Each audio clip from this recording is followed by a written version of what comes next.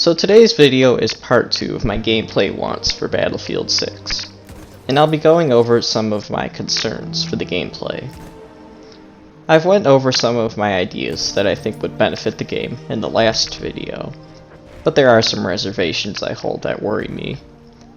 I feel these concerns could really kill Battlefield 6 and the fun of the game, especially if one or more of these things are in the game.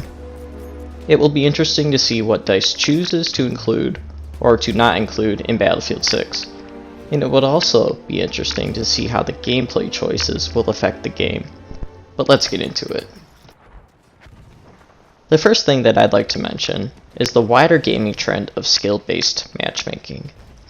Skill-based matchmaking, to be honest, is not a model that will work for Battlefield and the kind of gameplay it contains.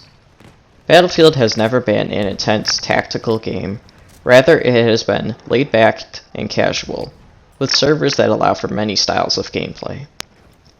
You could zoom around the map in a Jihad Jeep trying to blow up tanks, sit in the back of the map and snipe, try to get cool cinematic shots, or you could go sweat PTFO for a match as examples. If a majority of the community wants a true sandbox experience for BF6 like in BF4, then skill-based matchmaking is going to kill that potential. With the server system that Battlefield currently uses, players can play how they want without fear of any repercussions to the gameplay.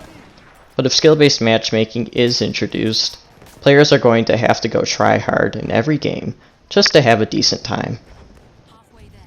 In normal Battlefield servers already have a good mix of players, as they always give you players that challenge you, while also rewarding your time playing the game with some easy noobs to kill. The server system is also fun, as you can learn how your opponents play over multiple games, then use that knowledge to get revenge on them. And to top off the skill-based matchmaking section, if BF6 does have skill-based matchmaking, and if it will work in the same way as Modern Warfare, the matchmaking system will prioritize your skill over your ping. And in Battlefield, this will definitely lead to laggy servers for many players. Skill-based matchmaking would kill the potential for BF6, so it must not be in the game if it is to succeed. The next concern I have is the other gaming industry trend of crossplay. Crossplay is great for connecting players across different platforms. It would increase the connectedness of the community, but the main issue lies in the PC player base and cheaters. Consoles are mostly free of cheaters, but in Battlefield cheaters have always been an issue on PC, as DICE has never taken action to ensure cheats are not in their games. Also look at Warzone, and note how often rampant cheaters make the news.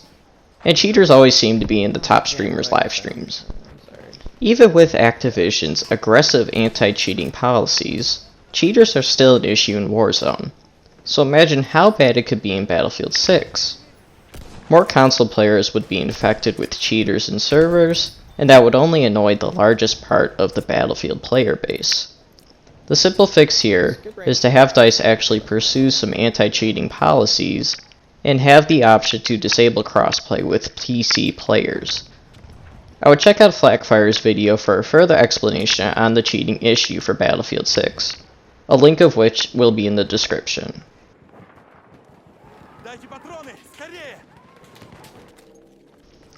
Another area of issue I see is the claims of the larger player counts.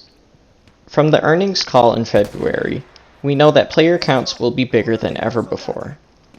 Additional rumors have put the highest number at 128 players, double the amount of current servers, or it could be possibly 100 or 80 player servers. The amount is unknown at the current moment. It could be that these rumors are for a large battle royale game mode, like how Modern Warfare was marketed when those claims turned out to be true for Warzone. However, I get the feeling that these larger servers will be for the core multiplayer, like in Conquest. Some positives could be that the larger scale will increase the atmosphere/coolness factor, and maybe more only in Battlefield moments. I see more downsides than good though, and the larger player count seems like a marketing tag, more than a well thought out game design choice. As I explained in my last video, the normal 64-player servers could have some excellent gameplay if the squad play and communication was taken to another level, and I feel this is the better path forward for the Battlefield franchise. With larger servers, more random factors are going to occur that players can't control, like random cars that run you over, more vehicles to deal with, and more snipers. Now yes, with more players, the server could balance itself out, like with more assaults hunting the extra amount of tanks. But it's no assurance that normal 64-player gameplay will scale up nicely for the larger servers. Teams could also become more unbalanced, with more clan members able to crowd one team, and this also means that there will be more cheaters on servers. Even one cheater can dominate a 64-player game, so imagine even more cheaters to deal with. Then what happens when the game gets less popular? It is only going to be harder to fill these servers, that is if they can be filled at all. Another thing is the server stability. Battlefield maps already have a lot of assets to deal with, and it's common to see frame rate drops in Battlefield 1, and in Battlefield 5 servers had even more issues with 64 players. So I think it's fair to question if the new consoles can handle these potentially larger player numbers. I'm no expert in the processing power of consoles, so I could be wrong here, but I'm more confident that the PS5 could easily handle a 64-player server and have that run smoothly. This is what I would prefer, and it wouldn't be pressuring the consoles too much. Battlefield 6 needs to have good performing servers, so maybe DICE is biting a bit more off than they can chew, and the players could be the ones to suffer. Of course we'll have to play in the larger servers to get a feel for them, and make more substantial opinions then, but these are some early thoughts.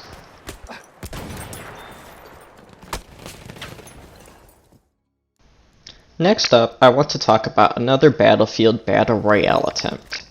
For the question of another Battle Royale game, it would make sense for EA wanting to take another shot at the genre. BR was popular back in 2018, and Warzone of 2020 only made it more popular. So the question that I see is if DICE can make a BR game that is different enough from Warzone to attract a sizable player base. This will largely depend on if the base game has a good marketing campaign and has a good launch, which will make the game generally more interesting. And personally, I think there could be some potential, like with the destruction of buildings and maybe vehicles. However, I don't see a Battlefield BR filling the niche to become large enough. With Warzone, you already have many ways to play with new loadouts, many ways to get back into the action, regular updates that add new weapons, and the established player base that made itself one of the largest games in the world. Warzone already fills that modern BR market very well, and I don't see Battlefield shifting that balance. The best option, at least in my opinion, would be for DICE to focus solely on the multiplayer to make it the best experience possible, and not worry about the BR market. However, the rumors of a free-to-play BR being worked on for Battlefield 6 are plausible, so we will have to see what comes of this. And I know some in the community are looking forward to another Battlefield BR, so perhaps we can get the best of both worlds. To wrap up the Battle Royale discussion, I do think we are going to get another BR game, as the opportunity is too lucrative for EA to pass it up. While I don't think this is necessarily the best use of resources, if the DICE LA team is working on the BR mode, the main game won't be compromised significantly in development time. So hopefully we can get 2 great games from the new Battlefield title.